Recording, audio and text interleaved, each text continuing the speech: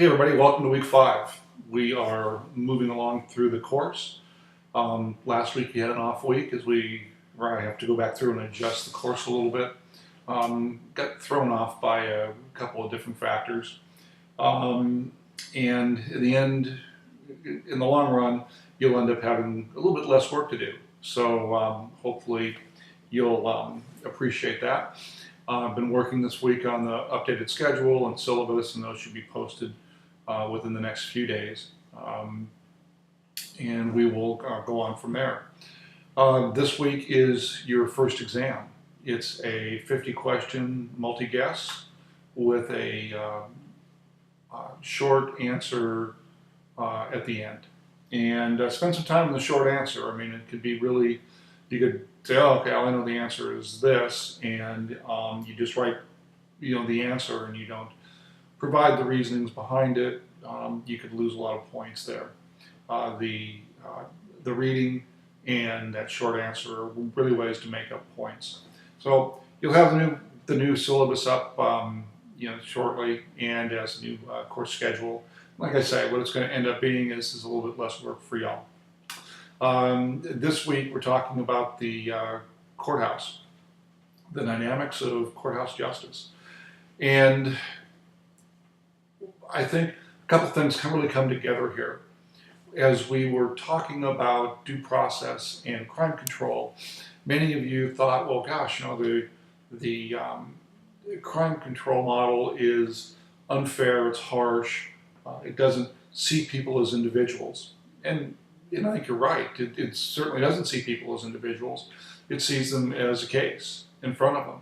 And there's very little interaction between the judge and the accused, the DA and the accused. All that goes through defense counsel, which is going to be a fairly short discussion. I mean, it's not going to be a day sitting around thinking, well, what's the best thing to do for this particular person?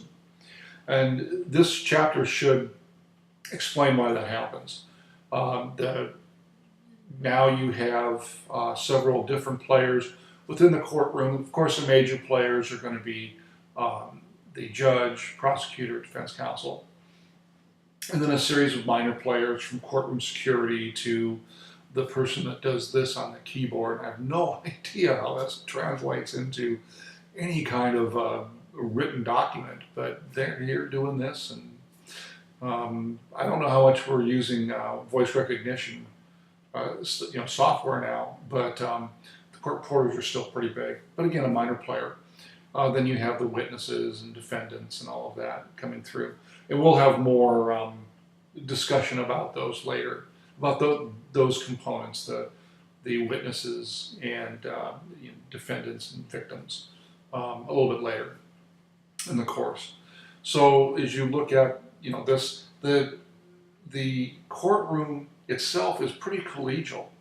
It's not like you see on TV and in the movies where there's this huge confrontation and they're fighting back and forth. It's a pretty collegial environment. And once the judge steps down, the jury goes out.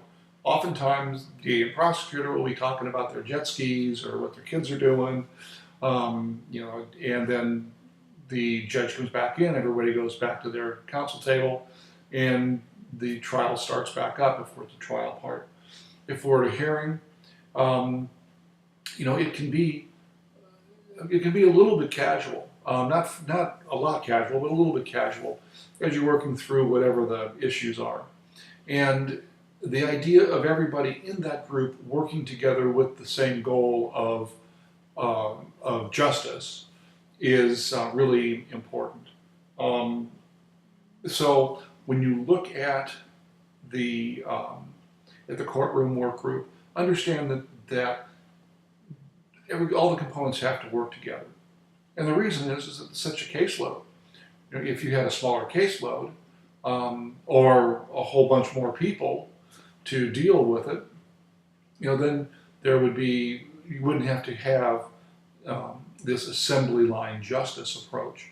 But the way caseloads are, and as long as people still commit crimes, and we still, feed or I'm sorry, we still have to pay for all of the, the courts and that, and we have other programs that I was going to get to, feeding the homeless and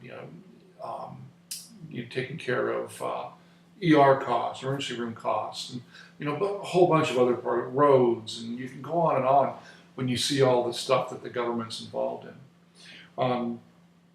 But as you look through this, the next big thing to really think about is the idea of caseload and delay, and why there is delay, and the fact of the speedy trial. I had some minor involvement as an attorney with a domestic violence case, and the incident occurred in 2014, and it didn't get to trial until late 2016. Part of the problem was that just usual delays, conflicts in calendar, and then inability to find a courtroom to run what turned out to be a 4-day trial. Very difficult environment. So rather complex, the problem of delay, and it's certainly one that the courts have to deal with. In our case, the delay worked really well, because we had the prosecuting witness, the victim, was kind of flaky and changed her stories multiple times. So, an interesting case. So, in any event, those are the big things that you should look at for this week. And good luck on the quiz, and we will see you in class.